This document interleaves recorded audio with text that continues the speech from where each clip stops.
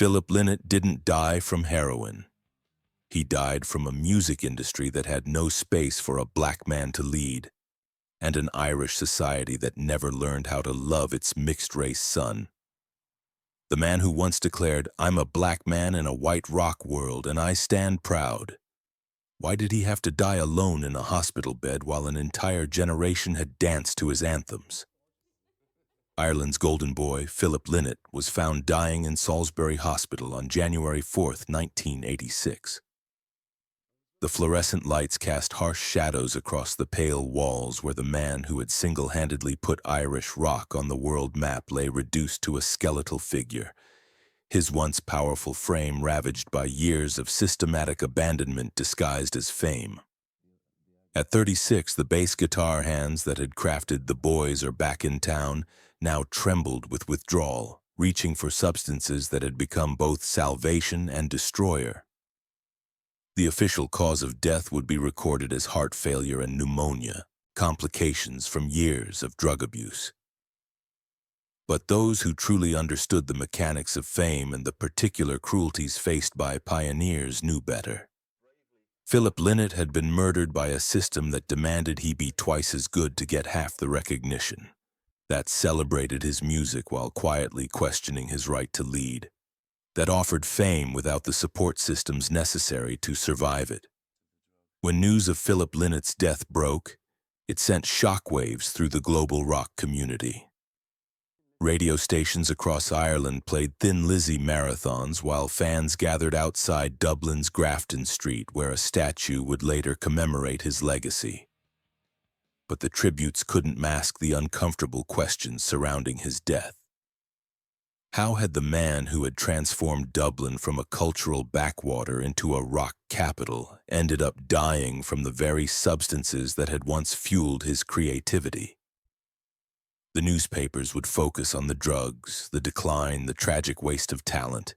What they failed to examine was the systematic isolation experienced by Philip Lynott as a mixed-race frontman in an overwhelmingly white industry, the particular pressures faced by someone who had to constantly prove his authenticity while battling both overt and subtle racism, the complete absence of mental health support for artists struggling with identity and belonging.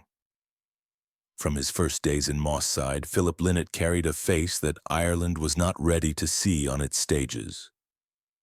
But to understand how Dublin's golden boy became rock's tragic prince, we must journey back to the streets of Manchester, where a mixed-race child first learned that the world would always question his right to belong anywhere.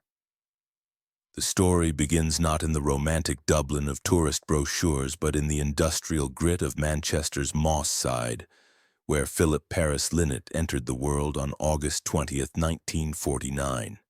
His birth was itself a small revolution, the son of Philomena Lynott, a white Irish woman, and Cecil Paris, a black Guyanese man whose presence in his son's life would prove as fleeting as smoke from a cigarette.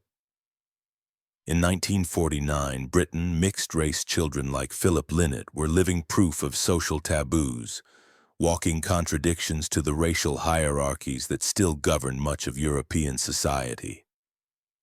Philip's earliest years were shaped by the whispered conversations that stopped when he entered rooms, the stares that followed him down Manchester streets, the constant awareness that he existed in a space between worlds that neither fully accepted nor completely rejected him. When Philip was 4, Philomena made the decision that would define the rest of his life. She moved with her son to Dublin, seeking refuge in the familiar rhythms of Irish culture while unknowingly setting the stage for a lifetime of cultural and racial complexity. Dublin in the 1950s was a city still emerging from centuries of British colonial rule. Proudly Catholic, overwhelmingly white, and largely unprepared for the challenges and opportunities represented by Philip Lynott. His grandmother, Sarah Lynott, became the stabilizing force in young Philip's life, providing the unconditional love and acceptance that would partially compensate for his father's absence. But even within the warmth of his grandmother's home in Crumlin, Philip was acutely aware of his difference. School photographs from this period show a strikingly handsome child whose features bore witness to his mixed heritage, often the only non-white face in class pictures that documented a homogeneous society slowly being forced to confront its own limitations. The seeds of what would become Philip Lynott's complex relationship with identity were planted during these early Dublin years. In a working-class household where entertainment was scarce and expensive, the radio became his window to worlds where difference was celebrated rather than merely tolerated. He discovered that in the realm of music, particularly the rock and roll and rhythm and blues that was beginning to penetrate Irish culture, his natural rhythm and instinctive understanding of melody were assets rather than complications. But the musical awakening came alongside a growing awareness of the social dynamics that would shape Philip Lynott's entire career. Even as a child, he noticed how differently he was treated compared to his white classmates, how teachers' expectations seemed both lower and more suspicious, how his achievements were often attributed to natural rhythm rather than genuine talent or intelligence. Could Philip Lynott transcend the limitations that society had predetermined for him? The question wasn't just philosophical. It was about survival in a world that offered few models for someone who looked like him.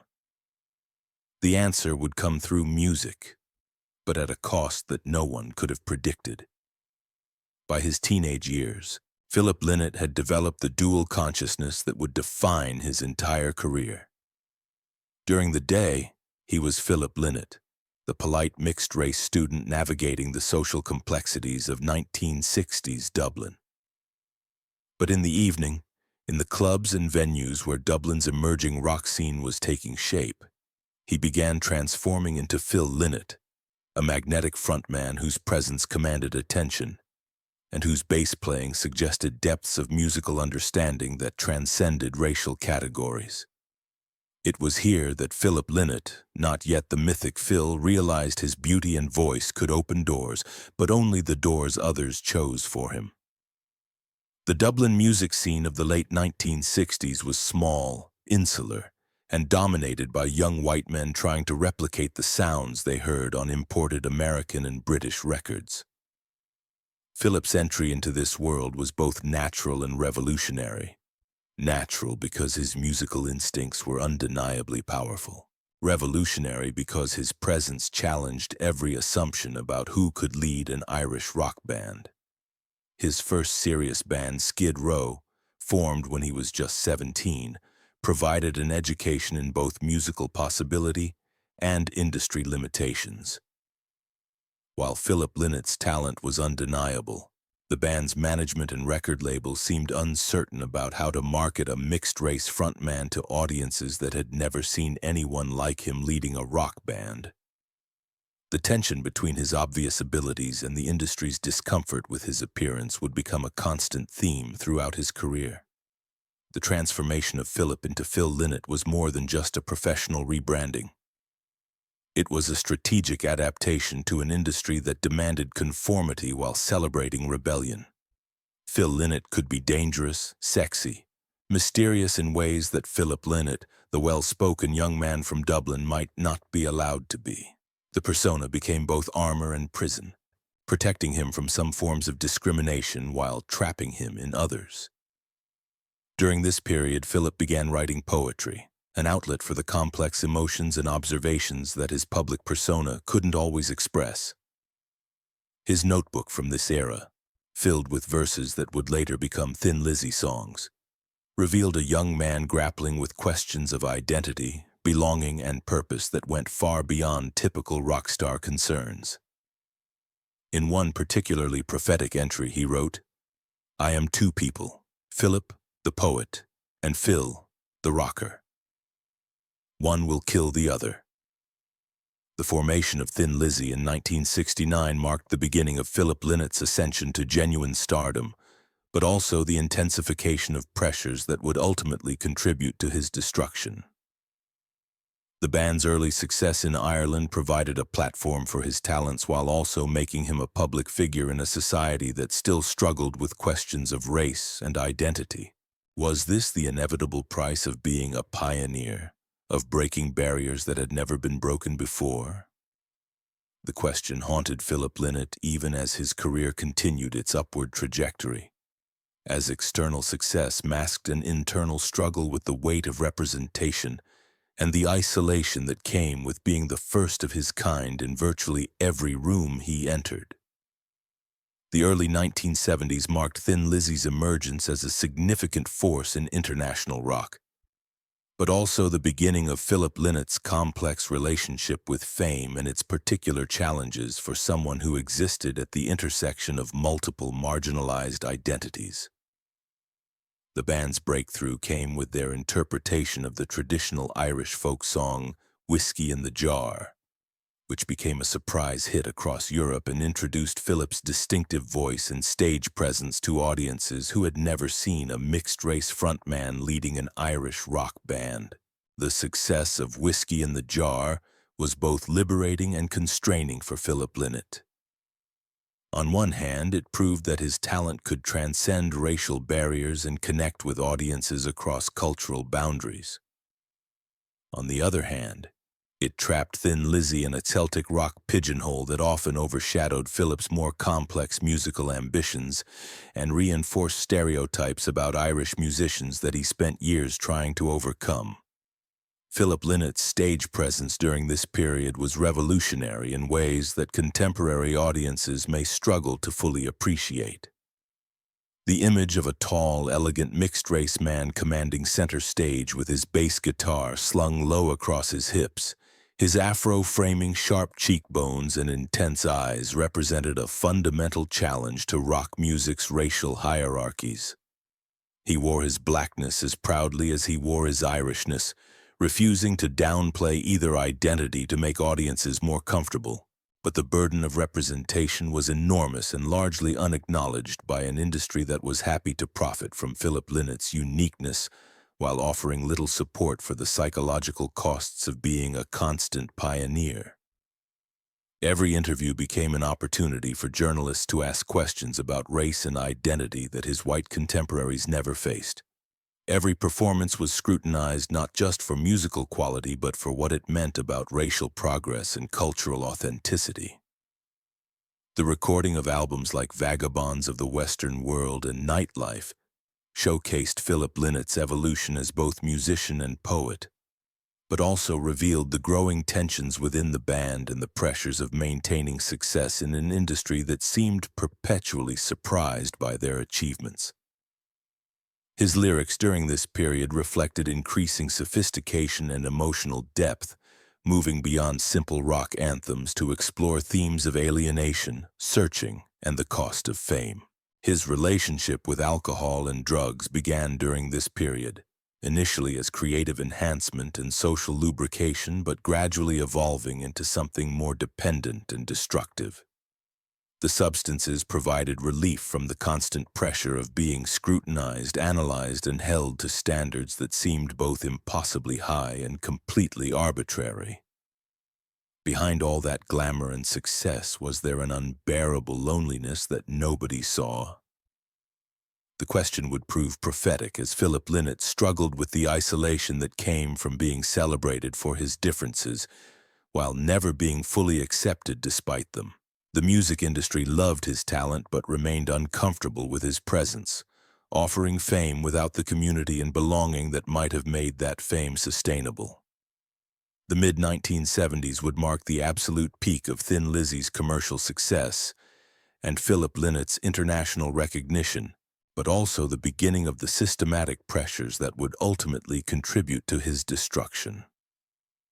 The release of Fighting and Jailbreak, culminating in the massive global success of The Boys Are Back in Town, transformed Philip from a respected musician into a genuine rock star, complete with all the benefits and dangers that such status entailed.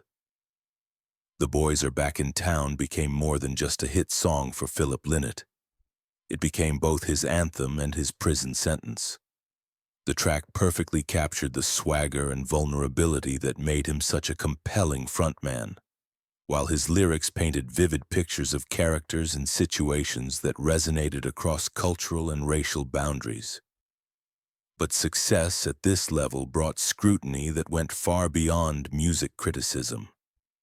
Philip Lynott found himself the subject of intense media attention that often focused more on his racial identity and personal life than on his artistic achievements. British tabloids were particularly fascinated by his romantic relationships with white women, treating his dating life as both exotic entertainment and subtle social threat.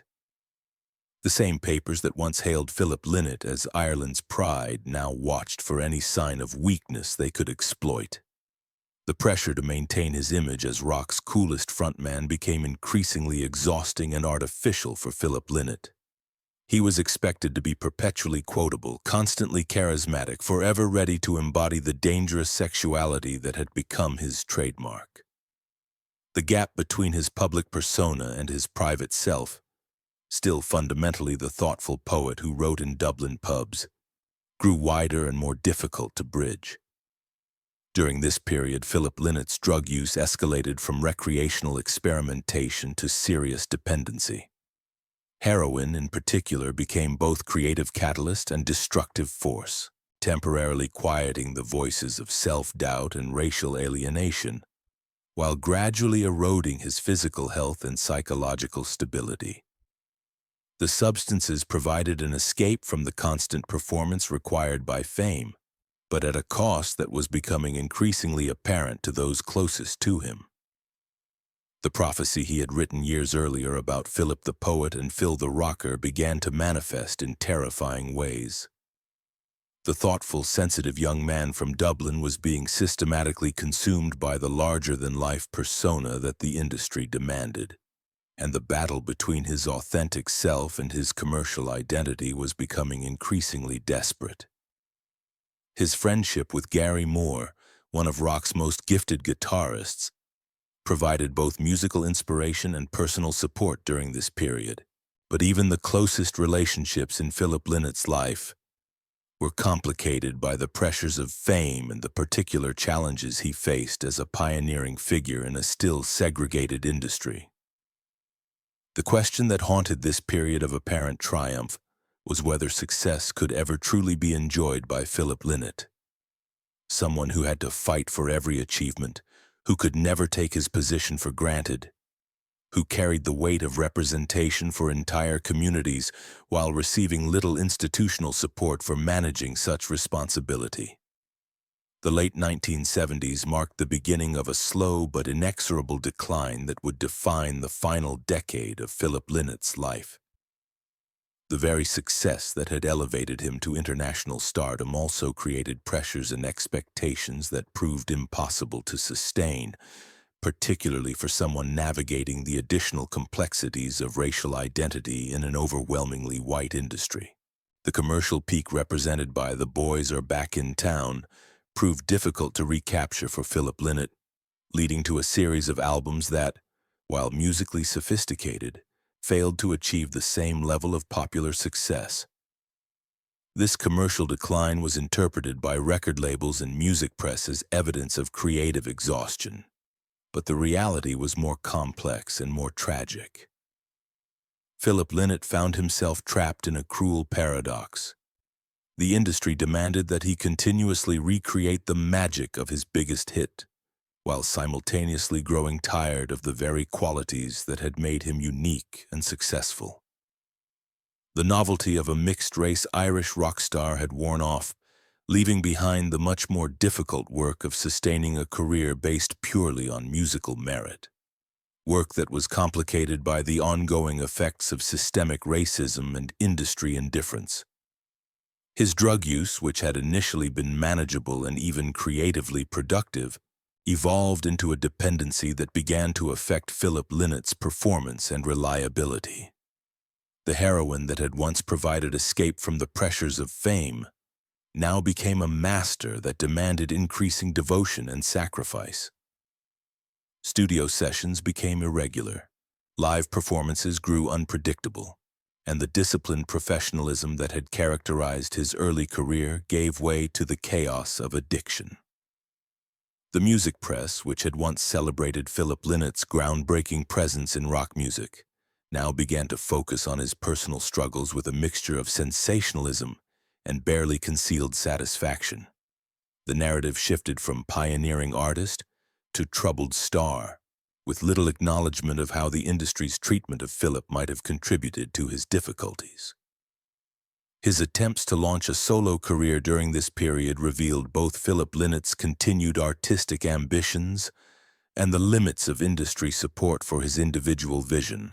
Albums like Solo in Soho showcased his evolution as a songwriter and performer, but received limited promotion and distribution, suggesting that record labels had already begun to write off his commercial potential. The isolation that had always been part of Philip Lynott's experience as a racial minority in rock music deepened during this period. Former colleagues and industry associates began to distance themselves as his reputation for reliability deteriorated, leaving him increasingly dependent on enablers and hangers-on who were more interested in his celebrity than his well-being. The internal battle he had written about years earlier was reaching its climax.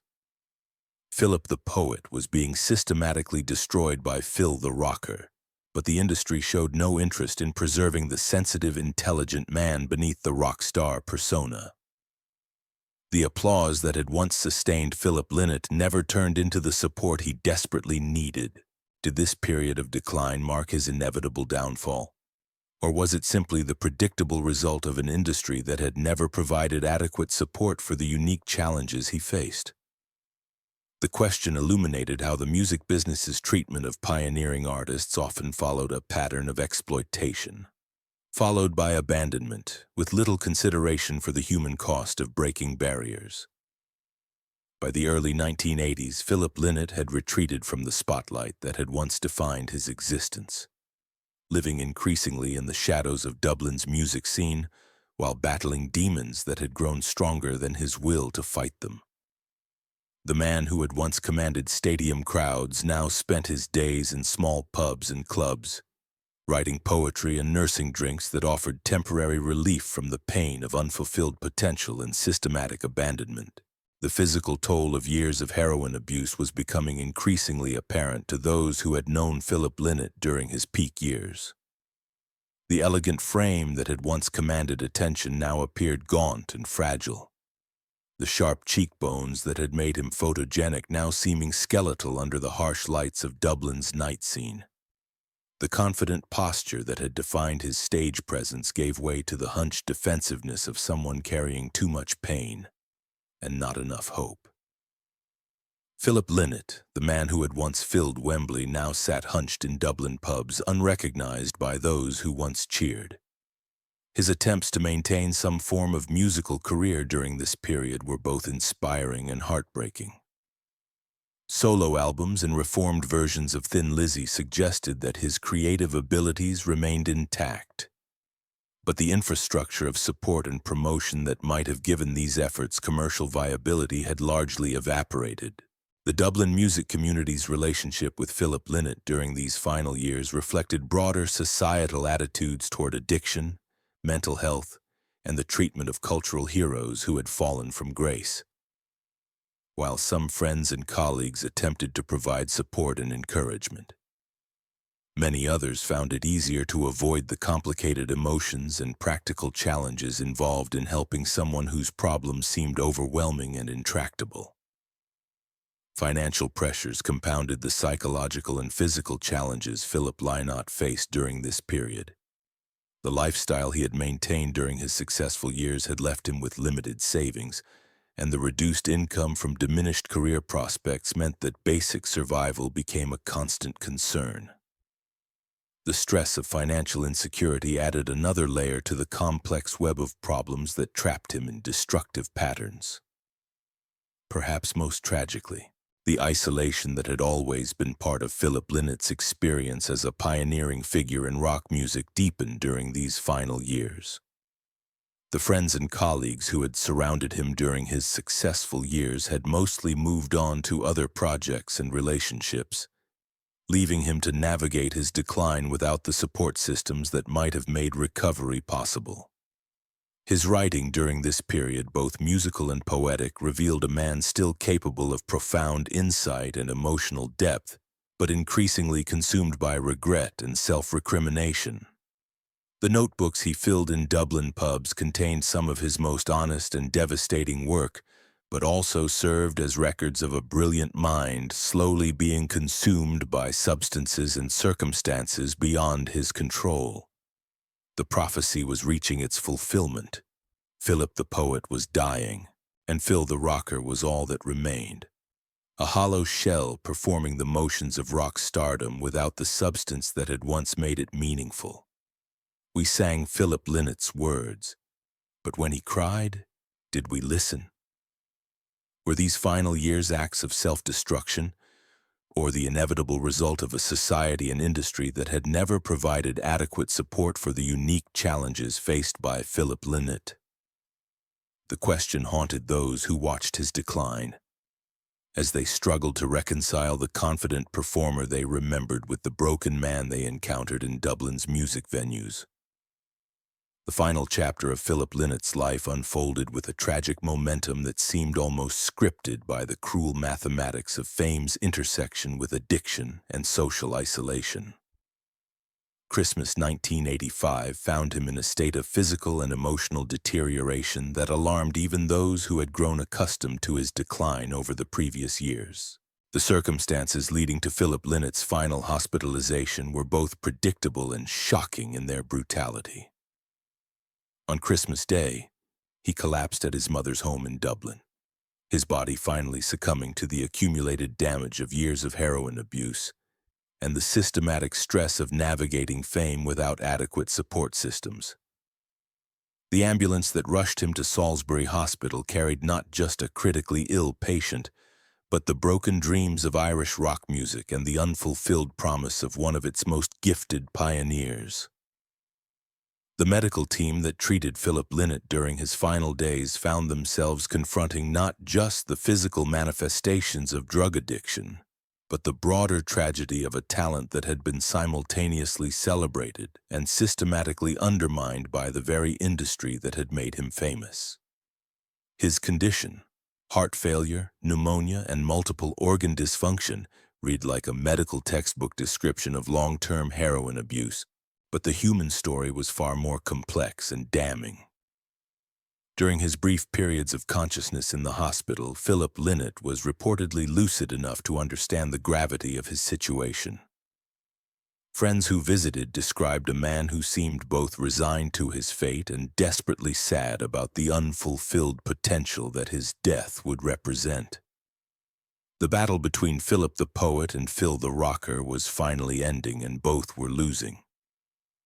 The news of Philip Lynott's death on January 4, 1986, sent shockwaves through the international music community that went far beyond typical celebrity mourning.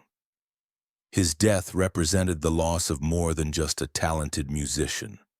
It marked the end of an era when it seemed possible that individual talent and determination might overcome systematic barriers and social prejudices. Media coverage of Philip Lynott's death followed predictable patterns, focusing on the drugs, the waste of talent, and the tragic arc from success to self-destruction. But these narratives largely failed to address the systematic factors that had contributed to his decline: the racial isolation, the industry indifference, the complete absence of support systems for artists struggling with identity and belonging in hostile environments. The funeral in Dublin became a testament to both Philip Lynott's enduring popularity and the complex legacy he left behind. Thousands of fans lined the streets as his cortege passed through the city he had put on the rock music map, while music industry figures who had distanced themselves during his decline now appeared to pay respects to a talent they had failed to protect. The statue erected on Dublin's Grafton Street became an immediate pilgrimage site for fans who recognized Philip Lynott as more than just a rock star. He had been a cultural pioneer who had opened doors for others while paying an enormous personal price for his groundbreaking achievements. The bronze figure, forever frozen in his characteristic pose with bass guitar, served as both tribute and reminder of what had been lost. Ireland built a statue for Philip Lynott, but not a system to keep him alive. Perhaps most significantly, his death illuminated uncomfortable questions about the music industry's treatment of pioneering artists who break racial and cultural barriers. His trajectory revealed the absence of institutional responsibility for the human cost of celebrity culture, particularly for those who face additional challenges related to race and identity. Was Philip Lynott's death as straightforward as the medical reports suggested, or were there powerful systemic forces that had systematically undermined his ability to survive the pressures of fame? The rapid speed with which the industry had abandoned him after his commercial peak suggested that his downfall might have been less individual failure and more predictable result of systematic indifference to the unique challenges faced by pioneering figures. In the decades following his death, Philip Lynott has been remembered primarily as a musical innovator who put Irish rock on the international map and as a tragic figure whose potential was cut short by addiction. But these retrospective examinations often struggle to confront the uncomfortable reality that his death was not just an individual tragedy, but a systematic failure, the predictable result of an industry that celebrates diversity while failing to provide the support systems necessary for diverse artists to thrive. Philip Lynott didn't die from a single injection. He died from a system that demanded he be twice as good to receive half the recognition, that celebrated his uniqueness while isolating him because of it, that offered fame without the community and belonging necessary to sustain it. His legacy serves as both celebration of his remarkable achievements and indictment of an industry that continues to fail artists who dare to break barriers while bearing the additional burden of representation for entire communities. The bronze statue on Grafton Street, perpetually surrounded by flowers from fans who never forgot his contributions, stands as a reminder that true artistry transcends the limitations imposed by society and industry. But it also poses uncomfortable questions. Philip Lynott's story is not just a tragedy. It is an indictment of an industry that profits from pioneers while leaving them to die alone. What hidden truths about the treatment of pioneering artists in the music industry might still remain buried alongside Philip Lynott's story?